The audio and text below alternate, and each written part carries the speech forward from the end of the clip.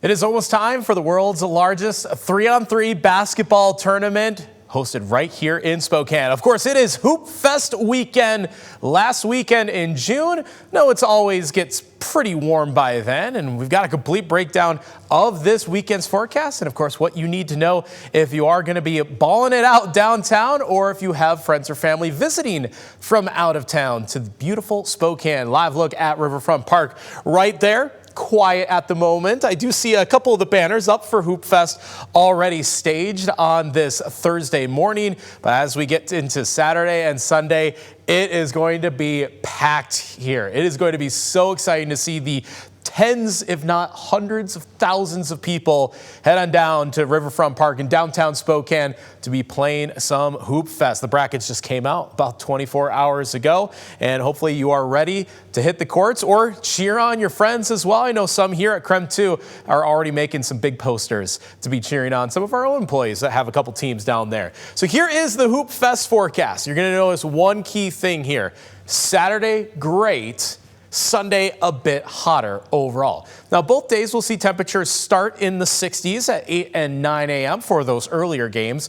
But if you're going to be out during the afternoon hours, those temperatures should get up to about 80 degrees or so on Saturday, but a bit hotter overall on Sunday at 87 for the high temperature. Now, here's the thing. Those are the official high temperature forecasts for Spokane, but realize if you are going to be downtown, well, the streets are just quite simply going to be much hotter overall. So that brings me to something that I wanted to explain in a bit more detail on our weathercast, but it takes a bit of effort to do so. So here on this KREM 2 Plus stream, we're going to do just that. So it's called the urban heat island effect. Basically, any kind of concrete jungle, if you will, is just going to make things feel a lot hotter than it would be otherwise. So basically, when we forecast temperatures, we want to get it just right to the official thermometer, which is hosted out at Spokane International Airport. That's calculated in the shade and over grass. So think like rural or suburban areas where you have plenty of trees and plenty of grass and vegetation around. But when you get downtown, when there's more buildings, when there's more cars, when there's more streets, when there's just less shade, well, all that concrete just soaks up the heat from the sun a lot more efficiently, especially asphalt and blacktop, and then it radiates it right back into the air. So if you ever feels like the heat is coming from underneath your shoes, that's quite literally what is happening. So it is not uncommon for a downtown area, including in Spokane, even though we're not the largest of metros in the country, but for it to be like 7 to 10 degrees hotter downtown versus a more rural forecast, that is quite the consideration. So once again, I'll show you the Hoopfest forecast again.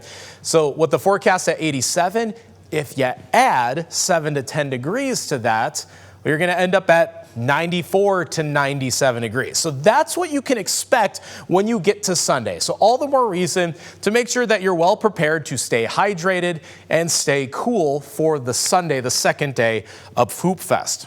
The reason it's going to get much, much hotter for the back half of the weekend, well, weather-wise, it's a big ridge in the jet stream. Basically, it's going to arc and buckle over the west coast that always provides above average temperatures. Average is upper 70s for this week of June, so even 10 degrees above average would be upper 80s. And again, add a few extra degrees if you are going to be on the streets of downtown Spokane. So the heat wave begins next week, kind of Sunday into Monday is going to be those first hotter days outside. As always, want to take breaks where there's some air conditioning. Of course, you got River Park Square right there.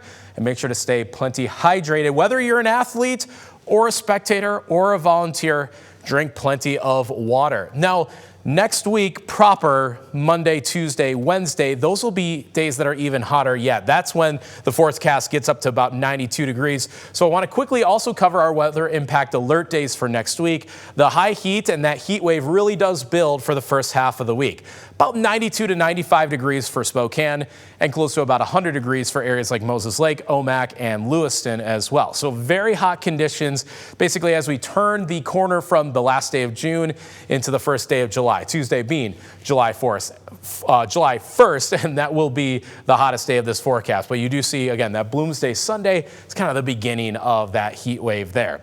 So conditions start to get a lot hotter starting this Sunday and then afterwards from there. But Saturday's looking pretty nice overall for a Hoopfest forecast. Can't remember conditions being quite that cool or temperate or comfortable outside. So it should be a very enjoyable Saturday. And just keep in mind, it's going to be a bit hotter on this upcoming Sunday. A last detailed look at that Hoopfest forecast. Morning temperatures in the 60s both days. Afternoons getting into mainly the 80s, but will feel like the 90s on Sunday with plenty of sunshine and no rain at all in the forecast. So enjoy it if you're heading to Spokane and you're heading to the downtown area for the world's largest 3-on-3 basketball tournament. It is Hoopfest this weekend. Have a fun and safe event, everyone.